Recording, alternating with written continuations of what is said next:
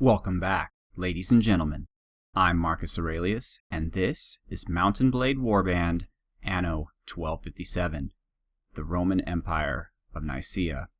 And a lot has happened since the last time you've watched a video in this series. In fact, I have recorded 4 entire videos that I had to not produce because the sound, or that is my voice, was not recorded. And without commentary, I just didn't feel the need to put them on. The episodic nature of this game, however, means that you can really come in at any time and be entertained, and so I believe that I will spend this episode catching you up on what has changed, and let me tell you, much has changed. I spent the last 4 episodes doing quite a lot of tournamenting. I fought tournaments in Russia, in Lithuania, in Sweden, in Spain, in Italy, in Morocco, in Egypt, in the lands of the Ilkhanate, and in Hungary. I have won fame and renown and lots of money all over the world. And I put that money to good use. First, let us look at Marcus. Look at that, folks. Look at that handsome man right there. I have some of the top quality Byzantine armor. In fact, I think this is probably the best armor that you can get as a Byzantine. The helmet is still cracked and severely damaged, as are the greaves. I will have to replace both of them at some point, but they still appear to be protecting me the way that they should, so I don't see any reason to get rid of them just yet. If one of you knows something I don't, and maybe they're worthless because they're severely damaged and I need to change them immediately, please let me know. But I've become quite the warrior.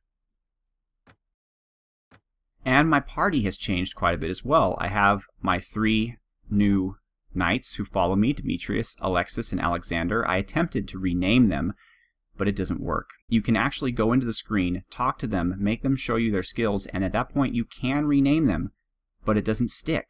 As soon as you leave that menu and come back, their name stays the same.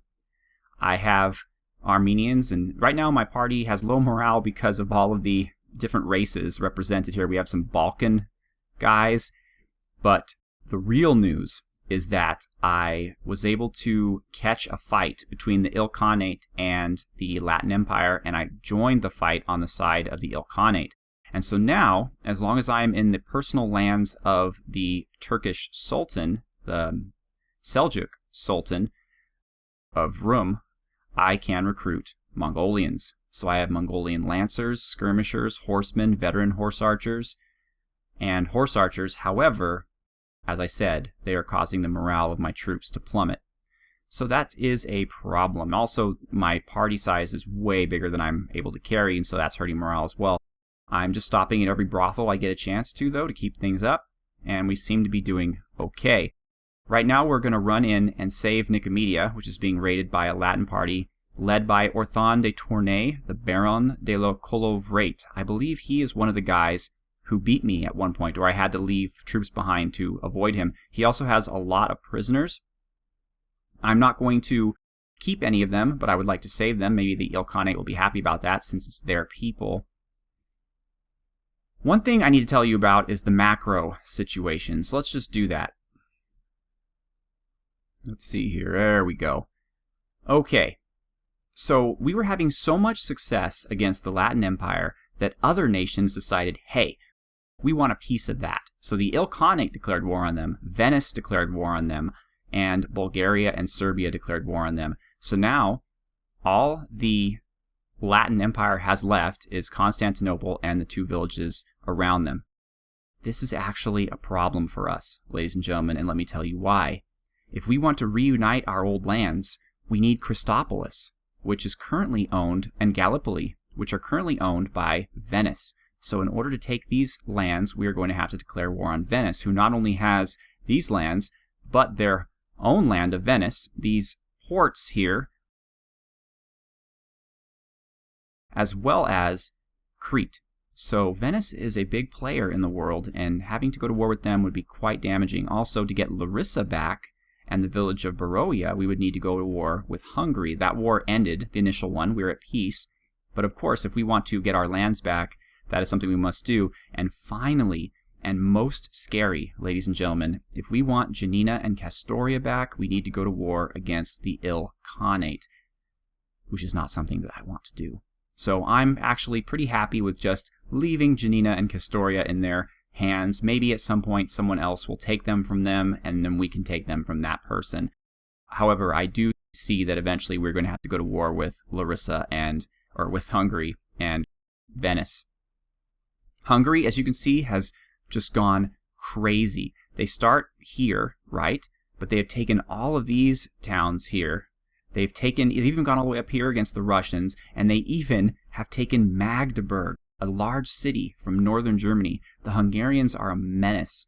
And so hopefully, I don't know how the diplomacy in this game works, unfortunately, but hopefully enough of the surrounding nations will determine that Hungary is just out of control, and we can all ally together and destroy them. And I'm talking about Poland, I'm talking about Austria, or whoever these guys, Bohemia, whoever the hell these guys are, the Holy Roman Empire, Serbia, and Bulgaria.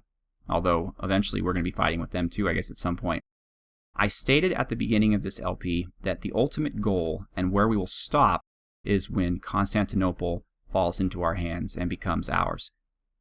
I still intend to do that. However, if it's easier than I expect, and I may go a little further if I'm having fun and see what we can do. If I become marshal or something and I have control over our future, I may play on, Marcus, play on and conquer some of Bulgaria, maybe go to war against Venice to get Crete back. Who knows? Who knows?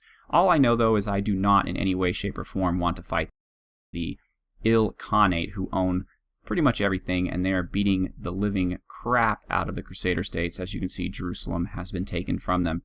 And something that I will get to in just a moment after this battle, you might notice there that there is Sardis Castle. Yes, my castle has been built, my town loves me, and my manor is producing many wonderful things, and I will show you that soon.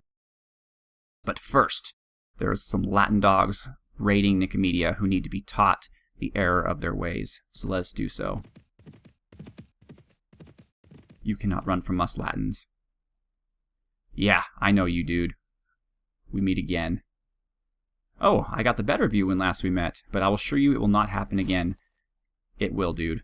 It totally will. Because the villagers are helping us, and I'm better than you, just in general. I have 203 troops, and you only have 73. It's a bad day for you. So what I'm going to do is... Oh, they're coming after us, are they? Okay, infantry, stay where you are. Horse archers. Let's get you guys over back a little bit. Cavalry. Let's get you back on the other end. Archers. Let's have you just back and straight.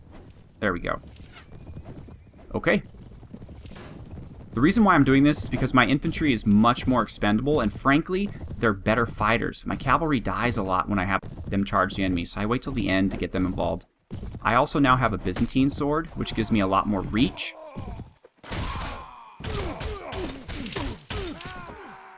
But it also kind of sucks sometimes, because it thrusts. Sometimes, especially during tournaments, when I really want to swing, I thrust instead, and that stinks. Hey.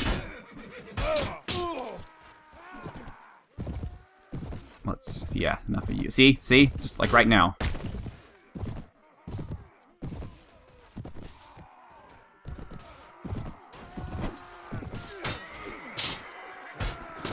Alright, enough of this. Enough of this.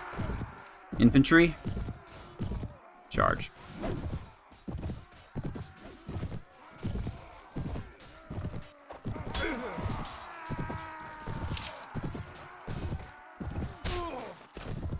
Still getting the hang of this new sword, but eventually it will be quite wonderful since it is longer.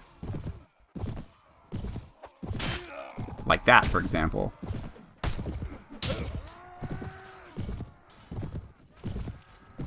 And let's see.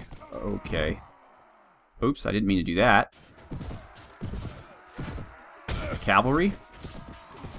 Charge. Or, no, not hold your fire. What am I doing here? Cavalry. Charge. There we go.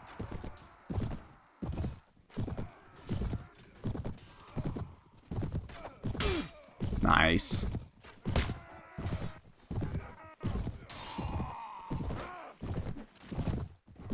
They're down to only 7. Hey. Wow. This has been a really tough battle on me.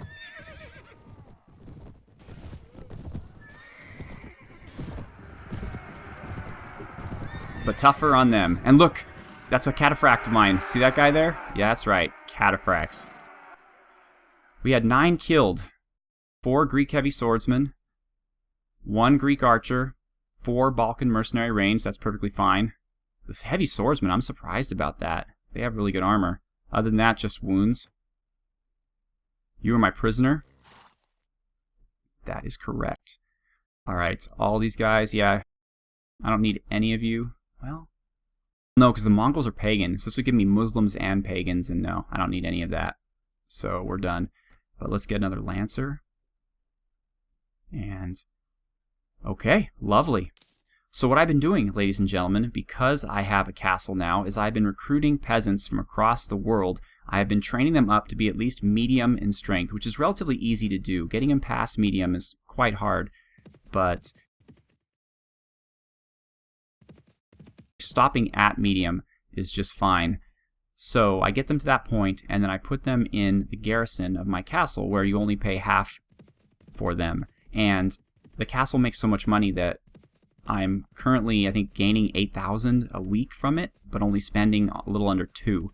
So I could certainly have a lot more troops there. And I've been putting my infantry there, and oh, that's another Latin I could have taken. But the good thing about having a castle, ladies and gentlemen, is that you don't have to worry about your prisoners escaping, because you can store them in your castle, as I am just about to do. Oh, and Chonai has a village now, strangely enough. So manage the garrison. See here, I have Guy de la Roche, Mayo Orsini, and Guillaume de Villehardouin, the Prince of Acquais. And I'm going to let this gentleman hang out with them so they all can be good friends together. I'm also going to, let's see what I have. I put heavy archers, medium spearmen and swordsmen, and javeliniers. Light spearmen, just because I needed people in there really quickly. So let's go with all infantry, as you can see. I'll give them the 2 medium swordsmen, the 2 medium spearmen, and I'll keep the heavy archers. And 53 of these guys are javelin men, which I guess is okay. I'd rather train them up to become medium javelin men, but they do take a while to train up. You know what? Well, I don't have enough other troops.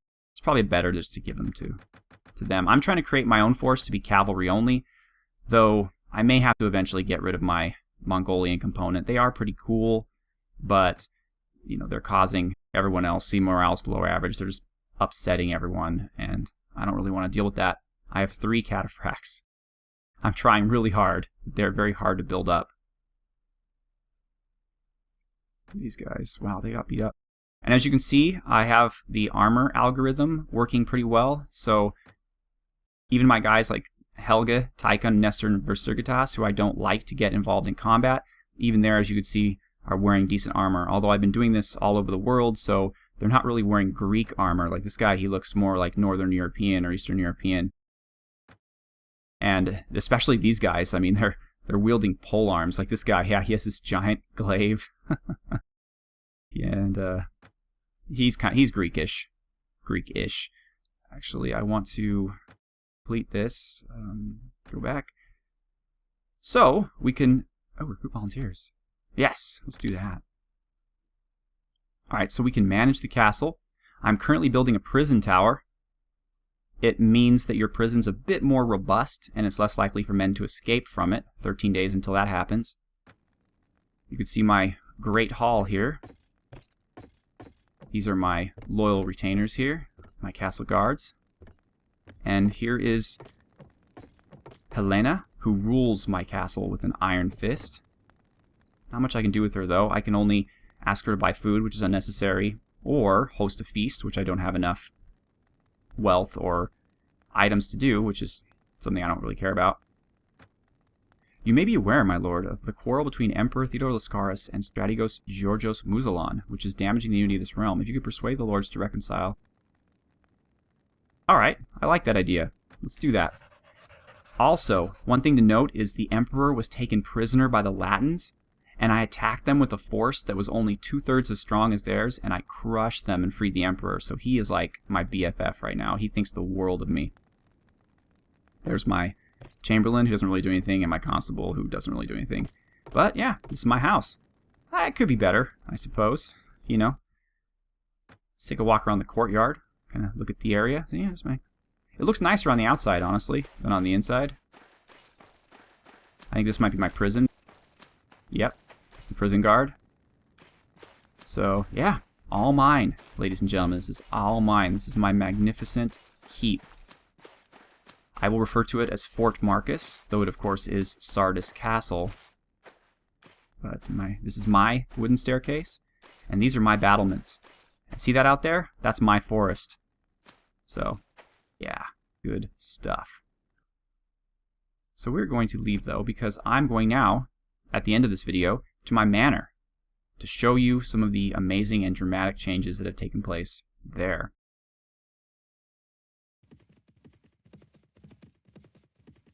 So you can see here, your men are not happy with the composition of your party, but thanks to your leadership skill, you managed to calm some of them down. Still, though, not ideal. So, oh, my manor is apparently being abused by troublesome bandits. I wish they would tell me about this, like send me a note or something. Infantry, take them out. Actually, you know what? Everyone. Bandits aren't going to hurt my cavalry, and maybe they'll get some kills and gain some experience. See? I hate the thrusting. It drives me nuts. The way the mouse controls work, it's so convoluted.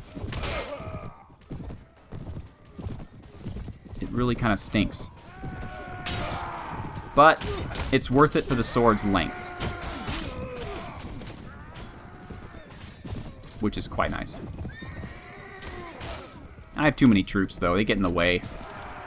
Can't do as much killing because they're quite good at it themselves. Good work, guys. Alexander was wounded. And he's not even one of my weaklings. He's one of my good guys. Ah, pain in the butt. Alright, let the heroes select. Let's see what's left. I am full, actually, and I don't need any of this stuff, so we're going to let the NPCs collect that. And we're going to walk around town. So, first of all, let me show you my storehouse. Man, do I cut an impressive figure. Look at that. Wow. Oh, and my horse. My horse here, my majestic horse with lamellar armor, has been named Kinagos, which means hunter. I would like to say thank you to the Danny boy who made that suggestion. Quite pleased with it.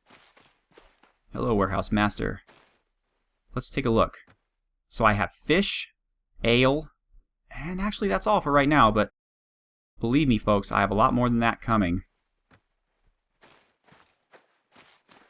As we walk down into my lands here, or ride down to save time,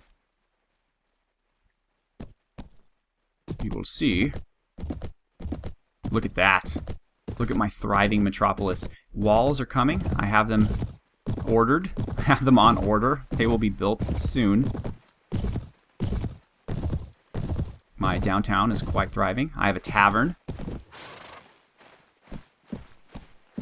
Not entirely sure what use it is to me since I can't go inside of it. Who are you? Oh, I have a potter? Have I told you already to give me pots instead of taxes?